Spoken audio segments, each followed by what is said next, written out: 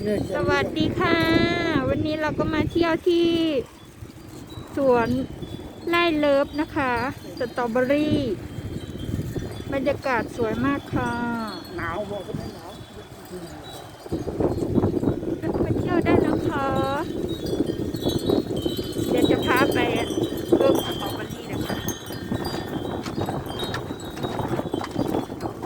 วันนี้หนาวมากเลยลมโซนภู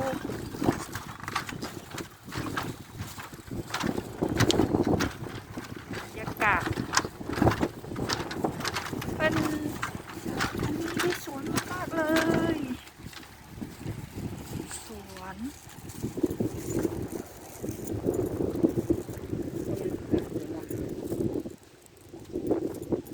วิว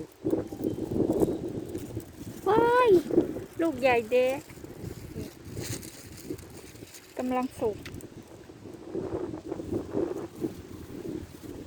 ไม่ยังคือเราเด็กวันถ่ายรูปอะไรนี่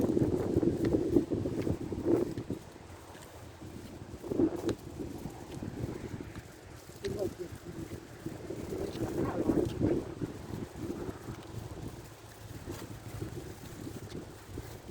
ว่าต้นงามดีเนาะดูที่นักรถนี่ก็จะให้เอาสีชมพูงามวงตรง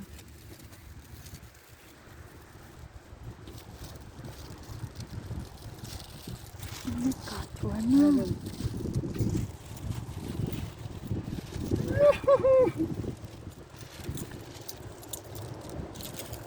พอวันนั้นดูในที่ถ่ายรูปผมนั่งขึ้นไปยังไม่เห็น ลูกแดงๆสดๆนี่เพิ่นท่านได้เก็บแล้วมันเห็นเพิ่นเก็บแล้ว เจ้าหน้าที่เลย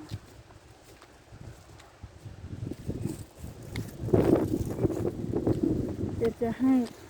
ชมบรรยากาศด้านล่างนะคะนี่แหละค่ะประมาณนี้เห็นดิเพิ่นกำลังเก็บอยู่